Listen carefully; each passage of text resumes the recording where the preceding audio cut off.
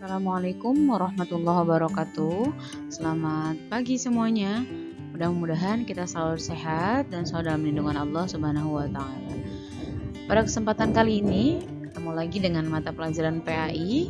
Ya, hari ini kita akan membahas tentang iman kepada kitab.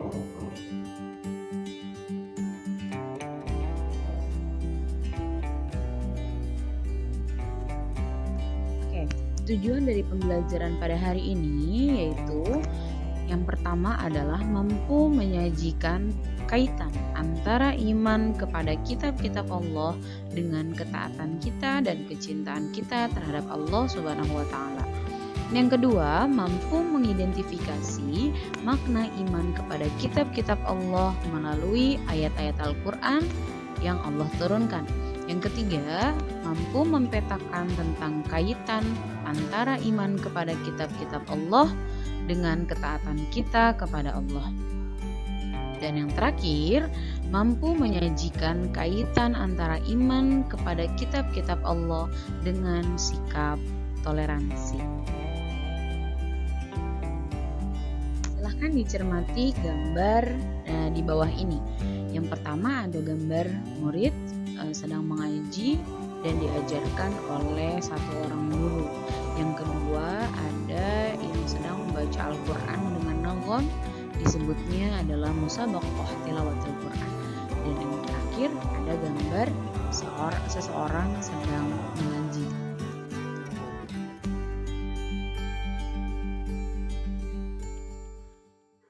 Pentingnya mengimani kitab-kitab Allah. Kenapa sih kita harus beriman dengan kitab Allah? Karena iman ini artinya adalah yakin. Ya, yakin dan percaya bahwasanya Allah ini menurunkan 4 kitab kepada nabi atau rasul yang diutus oleh Allah Subhanahu wa taala. Iman kepada kitab ini artinya adalah meyakini dengan sepenuh hati bahwa Allah ini telah menurunkan 4 kitab atau kitab-kitab ke nabi, kepada rasul yang berisi wahyu untuk disampaikan kepada kita seluruh umat manusia. Ya. Di dalam Al-Qur'an tercatat bahwa ada 4 kitab yang Allah turunkan. Ya, yang pertama ada kitab Taurat. Kitab Taurat diturunkan kepada Nabi Musa alaihissalam. Yang kedua ada kitab Zabur yang diturunkan kepada Nabi Daud alaihissalam. Yang ketiga ada kitab Injil yang diturunkan kepada Nabi Isa alaihissalam. Dan yang terakhir ada kitab Al-Quranul Karim diturunkan kepada Nabi Muhammad sallallahu alaihi wasallam. Dalil tentang iman kepada kitab terdapat di surat Al-Maidah surat 5, tepatnya di ayat 48. Allah berfirman yang artinya, dan telah kami turunkan kitab Al-Quran kepadamu Muhammad dengan membawa kebenaran yang membenarkan kitab-kitab yang diturunkan sebelumnya dan menjaganya. Maka putuskanlah perkara mereka menurut apa yang diturunkan Allah, dan janganlah engkau mengikuti keinginan mereka dengan meninggalkan kebenaran yang telah datang kepadamu.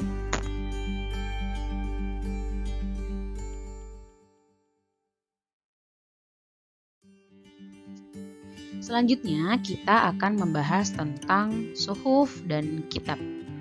Kitab dan suhuf ini merupakan wahyu Allah Subhanahu wa taala yang disampaikan kepada para rasul untuk disampaikan kepada kita manusia sebagai petunjuk dan pedoman hidup. Ada beberapa perbedaan antara kitab dan suhuf. Perbedaan yang pertama, suhuf adalah wahyu Allah Subhanahu wa taala yang disampaikan kepada para rasul, tetapi masih berupa lembaran-lembaran yang terpisah. Nah, kalau kitab, wahyu Allah Subhanahu wa taala yang disampaikan kepada rasul, tetapi bentuknya sudah kitab atau buku, sudah berbentuk dan menjadi kitab atau buku. Perbedaan yang kedua, isi suhuf ini sangat simpel. Beda dengan kitab. Isi kitab lebih lengkap jika dibandingkan dengan suhuf.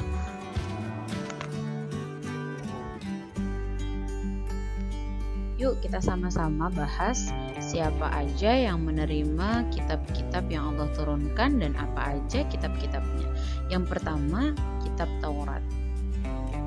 diturunkan kepada Nabi Musa alaihi salam. Kitab Taurat atau kata Taurat berasal dari bahasa Ibrani, yaitu Torah. Artinya adalah instruksi. Kitab Taurat artinya adalah salah satu kitab suci yang diwahyukan Allah Subhanahu wa taala kepada Nabi Musa untuk menjadi petunjuk dan bimbingan baginya dan bagi Bani Israel.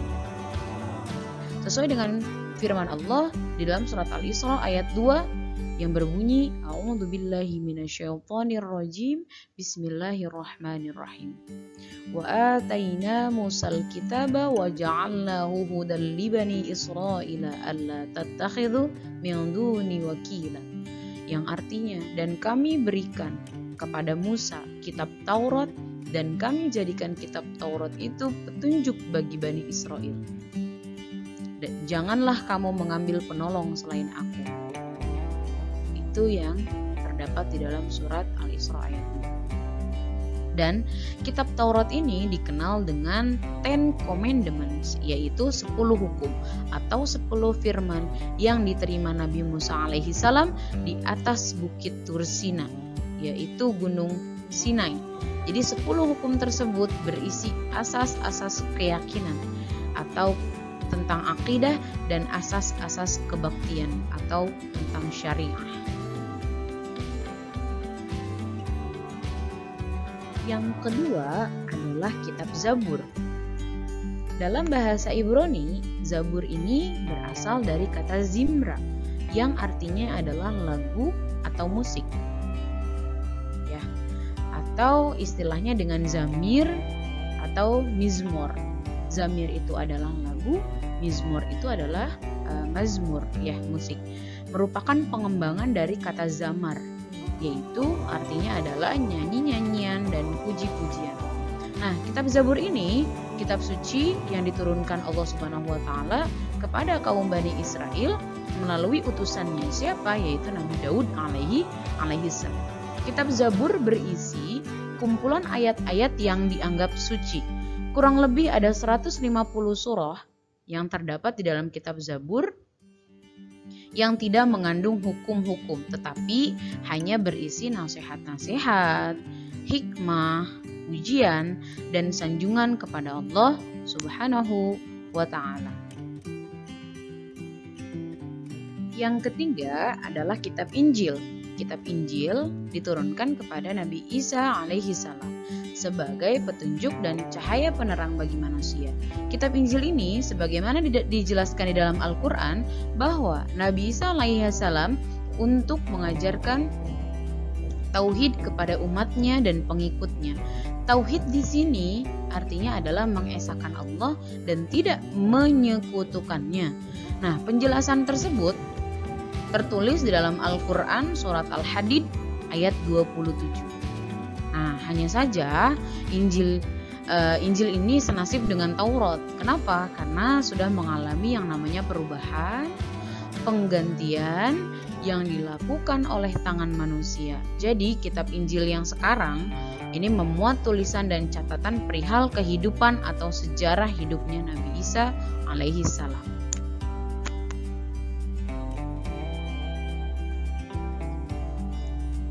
Yang terakhir yaitu kitab Al-Quran. Dari segi bahasa, Al-Quran berasal dari kata qoro'a, yaqro'u, qira'atan Qur'anan. Artinya adalah sesuatu yang dibaca atau bacaan. Dari segi istilah, Al-Quran ini adalah kalamullah atau perkataan-perkataannya Allah yang diturunkan kepada Nabi Muhammad SAW dalam bahasa Arab dan sampai kepada kita secara mutawatir atau berangsur-angsur. Ditulis dalam mushaf, yaitu dalam lembaran, dimulai dengan surat Al-Fatihah dan diakhiri dengan surat An-Nas. Membaca Al-Quran fungsinya bisa sebagai ibadah, ya. Dan Al-Quran ini adalah sebagai mukjizatnya Nabi Muhammad SAW sebagai hidayah dan petunjuk bagi kita, yaitu umat muslim. Sesuai dengan firman Allah di dalam surat Al-Isra ayat 9 yang berbunyi, A'udzu billahi minasyaitonir rajim. Bismillahirrahmanirrahim. Inna hadzal Qur'ana yahdi lillati hiya aqwam wa yubashshirul mu'minina alladziina ya'maluna as-salihati anna lahum ajran kabira. Artinya adalah sesungguhnya Al-Qur'an ini memberikan petunjuk kepada kita, memberikan petunjuk dan jalan yang lebih lurus dan memberi kabar gembira kepada orang-orang mukmin. Orang-orang mukmin yang mengerjakan amal soleh, bahwa bagi mereka ada pahala yang amat sangat besar. Nah, Al-Quran ini diturunkan oleh Allah Subhanahu wa Ta'ala kepada Nabi Muhammad SAW melalui malaikat Jibril. Nah, pada saat itu wahyu pertama adalah surat Al-Alaq ayat 1-5, diturunkannya pada malam 17 Ramadan tahun 610 Masehi, tepatnya di Gua Hira. Dengan diterimanya wahyu pertama tersebut, Nabi Muhammad diangkat menjadi Rasul, dan mulai saat itulah Rasulullah diberi tugas oleh Allah Subhanahu wa Ta'ala untuk menyampaikan risalahnya kepada seluruh umat manusia. Nah, kalau wahyu yang pertama tadi suratnya surat Al-Alaq ayat 1-5, wahyu terakhir yaitu suratnya adalah surat Al-Maidah ayat ketiga. Ayat tersebut turun pada tanggal 9 Zulhijjah tahun 10 Hijriah di Padang Arafah tepatnya. Ketika itu beliau sedang menunaikan haji wada atau haji perpisahan. Nah, beberapa hari sesudah menerima wahyu tersebut, Rasulullah SAW wafat. Firman Allah Subhanahu wa Ta'ala di dalam surat Al-Baqarah ayat 2. Bismillahirrahmanirrahim. Dzalikal kitabu la raiba fihi hudal lil muttaqin. Kitab Al-Qur'an ini tidak ada keraguan padanya. Karena kitab Al-Qur'an ini adalah sebagai petunjuk bagi mereka yang bertakwa.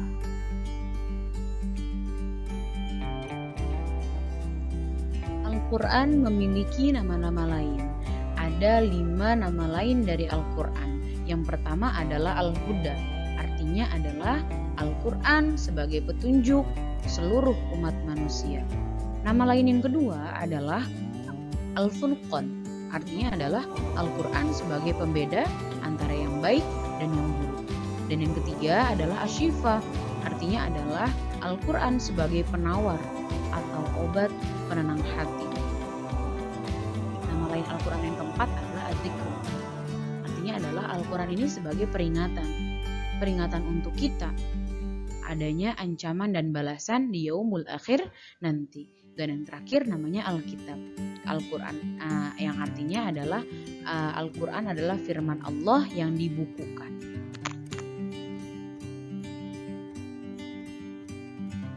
Isi Al-Qur'an. Ada beberapa isi pokok-pokok dalam Al-Qur'an. Yang pertama adalah akidah dan keimanan. Yang kedua adalah tentang ibadah. Nah, ibadah yang dimaksud di sini adalah ibadah mahdhah dan ibadah ghairu mahdhah, ya. Dan yang ketiga isinya adalah akhlak. Akhlak seorang hamba kepada Sang Maha Pencipta, yaitu Allah Subhanahu wa Ta'ala, dan akhlak terhadap sesama manusia dan alam sekitarnya. Yang keempat adalah muamalah. Muamalah itu hubungannya dengan manusia, sesama manusia. Yang kelima ada tentang kisah. Kisah itu adalah cerita-cerita atau kisah-kisah tentang Nabi, tentang Rasul, tentang orang-orang soleh dan orang-orang yang ingkar. Yang terakhir adalah tentang semangat mengembangkan ilmu pengetahuan atau tentang menuntut ilmu.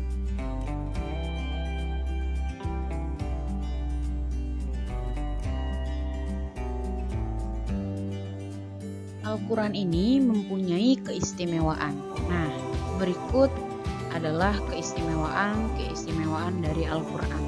Yang pertama, Al-Quran ini adalah sebagai petunjuk dan rahmat bagi orang-orang yang beriman dan bertakwa.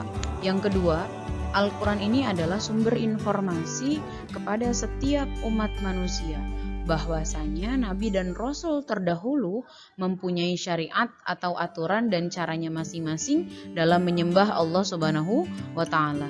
Yang ketiga, Al-Qur'an ini adalah sebagai kitab suci terakhir yang dijamin keasliannya. Yang keempat, Al-Qur'an ini tidak dapat tertandingi oleh ide-ide manusia yang ingin menyimpangkannya.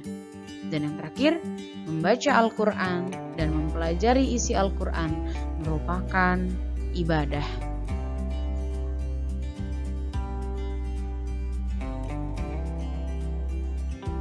Sekian materi hari ini tentang iman kepada kitab-kitab Allah. Jazakumullah khairan. Mudah-mudahan kita semua termasuk orang-orang yang cinta dengan Al-Qur'an dan nanti kita akan didekatkan oleh orang-orang ahli Qur'an. Bahkan mungkin kita menjadi seseorang yang ahlul Qur'an. Amin, amin ya rabbal alamin. Ma'asalamah ilal liqa. Wassalamualaikum warahmatullahi wabarakatuh.